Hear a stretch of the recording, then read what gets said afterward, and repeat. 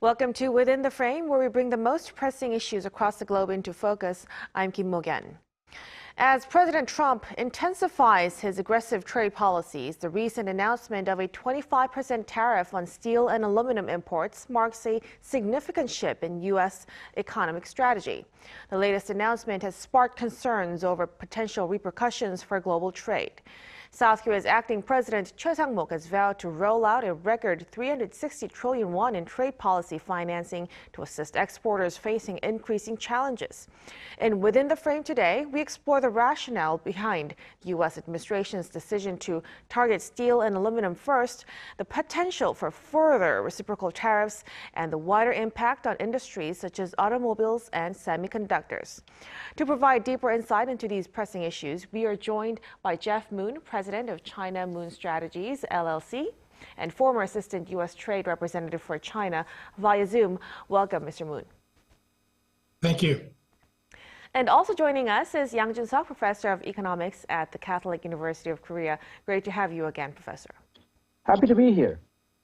So let's start with Mr. Moon. On March 12, President Trump officially slapped 25% tariff on steel and aluminum products imported into the United States.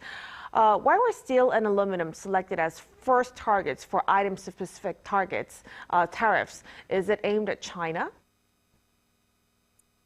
Overcapacity in the steel and aluminum sectors is one of the longest and most persistent problems in the global trading system.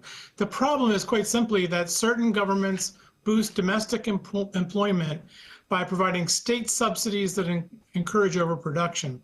China alone produces half of the world's steel, which it exports at prices below costs to other countries. This forces China's foreign competitors to sell their production to the United States where tariffs are low. American firms can't compete in this subsidized environment, so President Trump first imposed steel and aluminum tariffs in 2018. He granted exemptions to South Korea and other allied countries, but overcapacity and that problem continues to persist, and that's why he's reinstituting these steel and aluminum tariffs, but this time without any tariff exemptions. Right. So as Mr. Moon said, when we go back to Trump's first term, steel tariffs were also imposed, but South Korea was granted an exemption for a certain quota. However, this time the abolition of the quota system has been included, which is expected to affect the domestic steel industry harder. Professor Yang, what measures can be taken to minimize damage to Korean steel companies?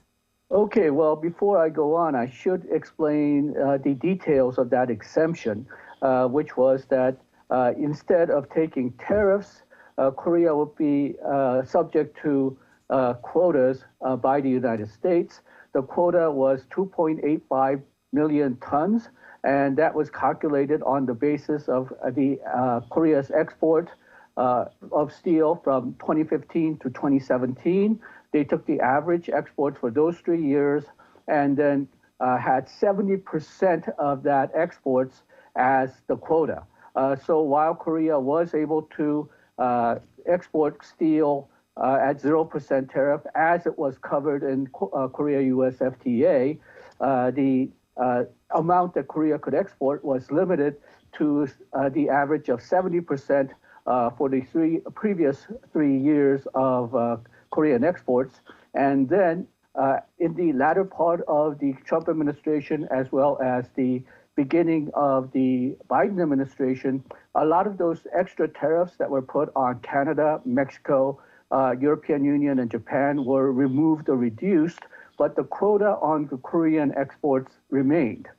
Now, the Korean export of steel got hit with 25% tariffs like everybody else. But because the condition of the tariff was that Korea would be able to export at 0% tariffs, and now we are getting hit with 25% tariffs, that quota was removed.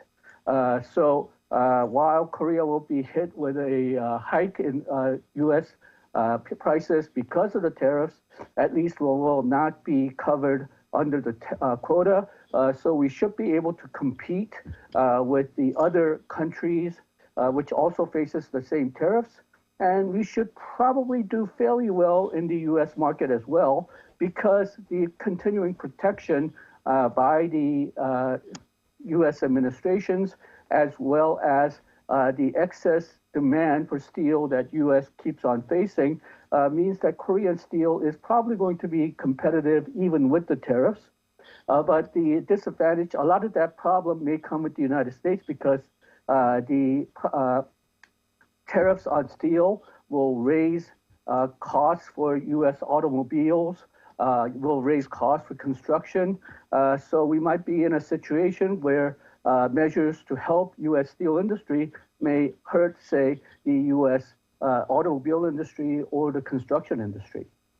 Right. So you mean the limit in terms of scale has been demolished, so it could kind of cushion the impact of the tariffs, right? It should. Now, that doesn't mean that Korea will not get hurt. Some back-of-the-envelope calculations made by analysts at an investment bank said that Korean, because of the tariffs, and if Korea were still under the tariff quota, then Korea's GDP would probably fall by somewhere between 0.11 to 0.22%, but the quota was removed. So I still think that Korea will be hit with a negative shock to the GDP, but that 0.11 to 0.22 is probably going to be the upper range for the losses for Korea. All right. Now, alongside these steel and aluminum tariffs, President Trump announced he will calculate and impose reciprocal tariffs based on tariff and non-tariff barriers of each country. Mr. Moon, what kind of impact could the imposition of reciprocal tariffs have on the global trade order? Trump's fair and reciprocal tariff plan, as he calls it, is a fundamental break with the rules-based trading system that we have today. Traditionally, tariffs were negotiated through multilateral institutions like the WTO.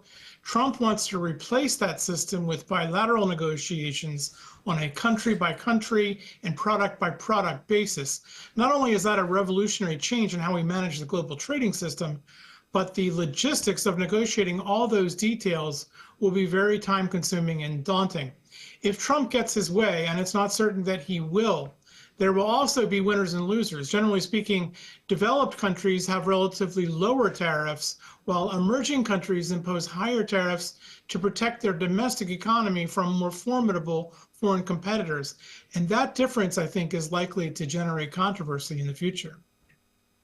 And the Trump administration plans to review the situation in each country by April 1st before determining and implementing country-specific tariff rates. Professor Young, what non-tariff barriers in South Korea do you think President Trump might target? Okay, well, he's already said that he will target value-added taxes. He will also deal with the possibility of currency manipulation, the pricing of currency. The interesting thing right now is that I think most economists believe that right now the US dollar is overvalued. But if you think of it relatively, then if the dollar is overvalued, then that means all other currencies will be undervalued. And then I mentioned the value-added tax. Traditionally, the international trade agreements, as well as most trade tax analysts, have believed and argued that value-added tax is not really a tariff or a trade barrier, but Trump is considering value-added tax as a trade barrier, and that's going to, well, about 150 countries in the world have value-added taxes, and United States is actually one of the few countries which do not have value-added tax. So that means he'll be declaring trade war on virtually everybody. And then there's also a condition which says that they will also consider other non-trade barriers that are considered significant by the USTR. No one quite knows what that's going to be. No one quite knows how the reciprocal tariffs will be calculated and applied. So we'll have to wait until April 2nd to get some idea on what exactly is going to happen. Right. So like we've been saying, President Trump has particularly pinpointed value-added tax as a major focus in the trade war. And Professor Yang said he's considering it as a trade barrier. Mr. Moon, what's the reason behind this focus on VAT? Value-added taxes are a consumption tax levied on the incremental increase in value of a good or service at each stage of the supply chain. President Trump specifically mentioned value-added tariffs or taxes in his February 13th announcement of reciprocal tariffs. He sees them as a non-tariff barrier and an export subsidy that are among a variety of unfair, discriminatory, and extraterritorial taxes that U.S. trading partners impose. So Trump wants to study the value-added taxes currently in place. He wants to attach a value to each of them and then introduce equivalent U.S. reciprocal tariffs. In the past, the Trump team has criticized value-added taxes, especially in the European Union and Germany specifically. So those might be the first countries where Trump seeks to initiate VAT negotiations. So we'll have to see what happens to the European Union and Germany as well. Now, the U.S. has stated that there will be no exemptions to tariff impositions, even for allies or countries with FTA agreements. Since the specific details of implementation haven't been disclosed yet, and there's still time before the early April enforcement, Professor Yang, do you see any room for negotiations, and what possible responses could be taken? Okay, well, I do see some room for negotiation, but it's going to be very, very difficult because President Trump seems to be in a sort of a basketball analogy, full court press stage. That means he's going to push hard and he's going to have as few an exception as possible. So any kind of negotiation that Korea makes will be very difficult, but I think we should concentrate on, first of all, what it means for U.S. consumers and firms, because even though President Trump is not really admitting it, tariffs are likely to increase inflation in the United States. It's going to increase costs for American manufacturers as well as consumers. And then a lot of advice that are coming advises Korea to mention how much investment and jobs that Korea has created in the United States. I think that's going to be partially correct. But if you made your investment during Trump's first term, then I think you should emphasize it. But for investment made during Biden's term, I think emphasizing that may do more harm than good. In that case, we may try to remind the Trump administration that increasing cost of these companies which made investments in the United States means that they will be reluctant to make further investments and may even draw out their current investment if it's not profitable. So a mixture of what we have done for the United States and what can happen if these companies which made investments do not get decent enough profit. Something in the line of both carrot and stick will be a better strategy, perhaps, than just relying on traditional Korean alliance or friendship, which is probably not going to work with the Trump administration. Right. And also, just a day after officially announcing reciprocal tariffs, President Trump announced new tariffs on automobiles as well.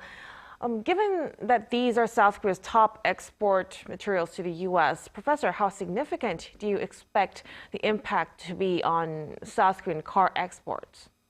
Well, the car exports are, with the semiconductors, what Korea exports most to the United States, so it will definitely be harmful if the tariffs are put in place. But again, we don't know what the tariff rates are going to be so far.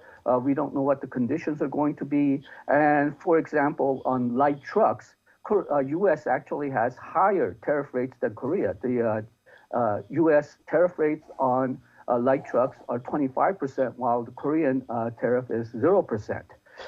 So again, I don't like saying this very much, but details have been lacking. So we cannot really calculate what the damage is going to be for Korea until Trump administration reveals some more concrete details. Right, of course. So we'll really have to wait until the details are released. But As for these tariffs on semiconductors, there seem to have been no announcements yet, and there's opinion that imposing semiconductor tariffs would not be really beneficial to the United States due to the high demand and potential cost increases in the American market.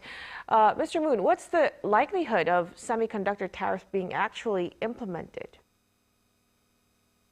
President Trump has said multiple times that he intends to impose tariffs on semiconductors, but his intentions are unclear for reasons the professor has outlined, and he has misstated some important facts. In December, the Biden administration launched an investigation into anti-competitive behavior in China's semiconductor sector and raised the possibility of both tariff and non-tariff measures. It's unclear whether and how the Trump administration will move forward on that. Meanwhile, Trump has specifically threatened tariffs against Taiwan, claiming incorrectly that Taiwan somehow stole the industry from the United States. Not only are those claims untrue, but Asian semiconductor firms, including those in South Korea that are outside of China, play a vital role in the U.S. supply chain. I think that Trump and his team certainly know that. So I suspect that he's trying to use these threats as leverage in negotiations on unrelated bilateral and global issues that could involve trade or perhaps even security arrangements. Right. So there are analysts also suggesting that these tariffs are less about raising trade barriers, but more of negotiations, leverage negotiations. So you agree with that point, Mr. Moon, right? Well, I think broadly speaking, in terms of the tariffs he's imposed already, they fall into three categories, and they've been imposed for different purposes, so you have to look at them separately. First of all, there are the tariffs that are related to fentanyl and immigration. Those issues are social problems. They are unrelated to trade or tariffs. Trump is using these tariffs to gain leverage to seek increased border cooperation. The second category of tariffs involves steel and aluminum, as we've been discussing. As I said, Trump is just the latest American leader trying over many decades to curb state-sponsored subsidies, especially in China, that create overcapacity in foreign markets and disadvantage American firms. Finally, there are the reciprocal tariffs. And the fact that other countries impose higher tariffs on American goods than America imposes on similar foreign goods is also a legitimate, longstanding concern. I think those tariffs are designed not to achieve some kind of strategic advantage, but rather to encourage foreign trading partners to simply lower their unequal tariffs and restore fairness to trade with the United States. Now, with this current situation, the U.S. moves forward with its tariff policies. South Korea is also working to kind of negotiate with the country, and South Korea's acting president Choi Sang-mok has vowed pan-governmental efforts to address the challenges, announcing a record 360 trillion won, or that's roughly $250 billion finance support plan on trade. And this is the largest ever of such kind of budget. Professor Yang, what strategies would you suggest for the government? And with this big fund, which areas must these funds be focused on? Okay, well, the details are not yet out yet. If it is actually 360 trillion won that's going into from the government budget, that's almost half the Korean government spending that's budgeted for this year. So I think the idea is that the government will provide some key funding and try to get some private funding as well. I'm always a bit concerned when they try to spend a lot of money on trying to increase exports because, well, if you want to say increase domestic spending, you try to give money to the domestic consumers, domestic companies, and they start buying stuff. But for exports, you cannot really give money to foreign consumers or foreign companies.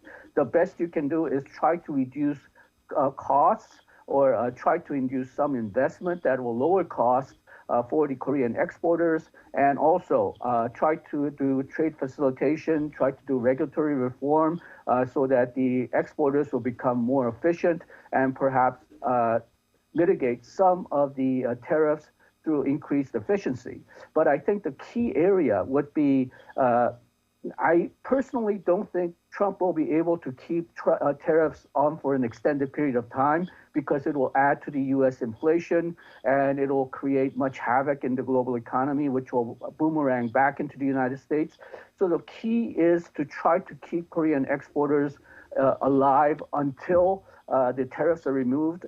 Hopefully before the end of Trump's term, but probably at the end when the new president of the United States comes in. So perhaps a lot of this money should be used to keep these firms alive and try to engage with third markets, deepen FTA relationships with European Union and Canada, try to start an FTA. We failed at it before, but maybe they'll be open to it now with countries like Mexico, deepen relationship with Southeast Asia, and try to get a deeper relationship with India.